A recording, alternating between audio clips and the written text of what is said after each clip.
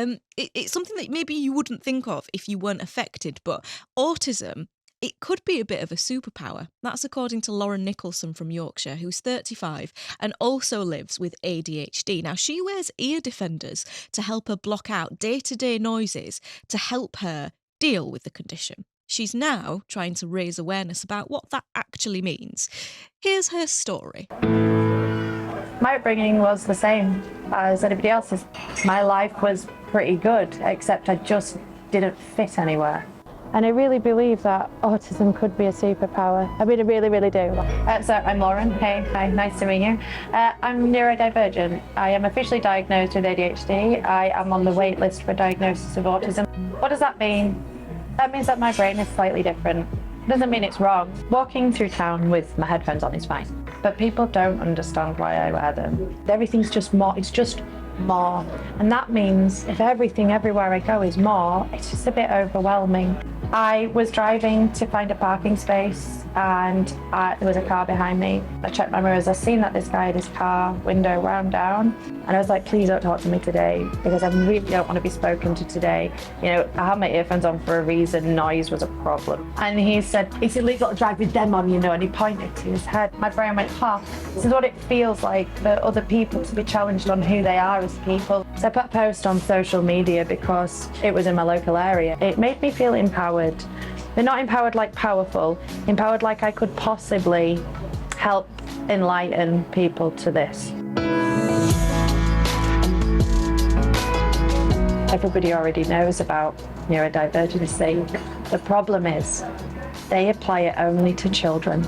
We just need to have the statement of this is what we do for autistic kids. Use an ampersand and put and adults. I don't know if you can see this, but this is my favourite safest space in my town because of this. This is sensory for me.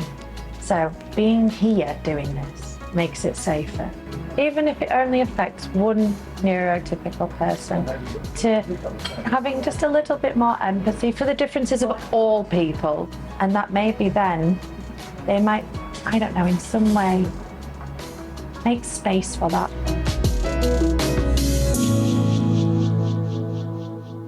Just gone 7:37 on a Tuesday morning. How incredible is that? How great is that to hear someone tell their own story and what it's like to live with something that if you don't have it, or if one of your loved ones doesn't have it, it might be quite hard for you to know what's going on. Autism is Lauren Nicholson's superpower. That's what she says.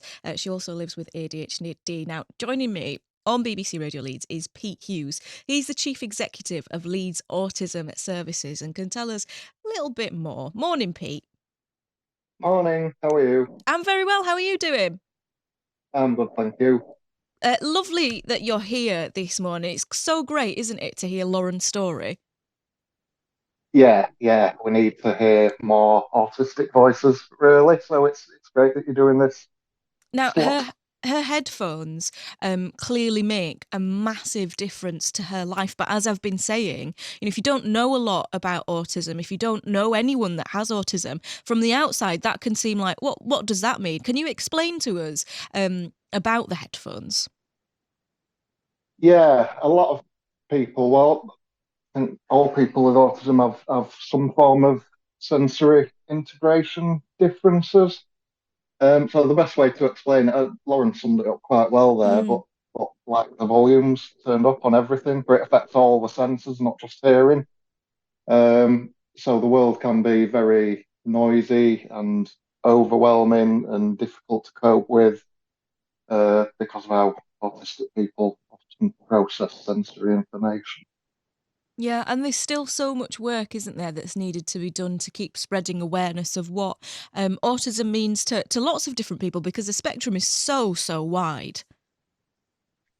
Yeah, I think that's part of the difficulty with sort of getting people on board and able to empathise, is because it's so diverse and complex, and no two autistic people are the same.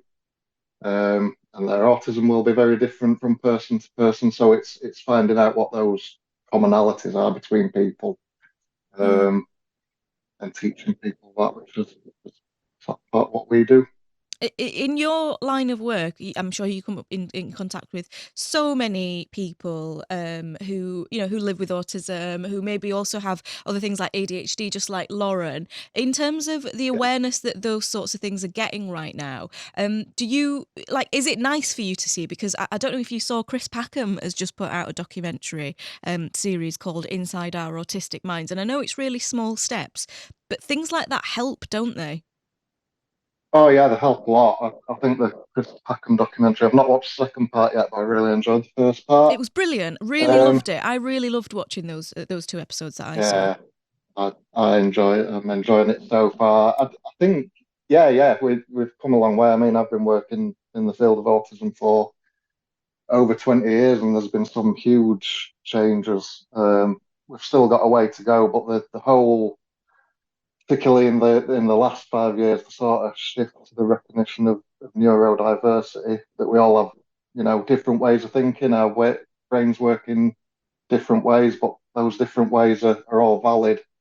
That seems to be making big differences at the Yeah, moment. And I yeah, think when I think back as well, my kids have, gone to school with autistic kids in the classroom. They've been around it their whole lives. I didn't have that when I was at school. So yeah, I think things are improving. mm. There's always work to do. But And on the whole, yeah. when you speak with people who have autism, Pete, what do they say in terms of what they want everyone else to know about them? Like, what is something that we should be? And like we say, it's so diverse. The spectrum is so large. But what are the things that you hear time and time again? I think part of it is the acceptance side of it and the inclusion side of it, not being sort of judgmental about people if they're a bit different to the norm, is a big part. Um, Making sure that places are accessible, that they're autism friendly, that there are quiet spaces to go if needed, and that people know where they are. And clear and direct communications, I think, Yeah. are a big thing for a lot of autistic people. Having good, accessible information Yeah. makes a big difference for people. The hope is that that judgment that has, and we've seen historically, it's been terrible to anyone who is even slightly different from the norm, as you were saying. That changes, and that we, going forward, that people can just be themselves without fear of being themselves. Pete, thank you so much for being here this morning. You're welcome. Pete Thanks Hughes for having me. there, the Chief Executive Cheers. of Leeds Autism Services. Thanks so much, Pete. Speak soon. Let me know what you think. Have you seen that Chris Packham documentary, by the way? I've been raving about it. I really loved it. I thought it was a really great insight into people who have autism and what their experiences are like, because they're not all the same. Every human is different. So, of course, the way that you sort of look at life and the way that life sort of appears to you sometimes, and the way that sounds happen in your mind, they're all different to lots of different people. And as we heard from Lauren Nicholson there as well, she thinks autism is her superpower. Let me know. Do you have autism? Do you think it's your superpower? Is there something that you'd like to say? 81333 on the text. Start your message with the word Leeds, and you can tweet me as well at BBC Leeds. Breakfast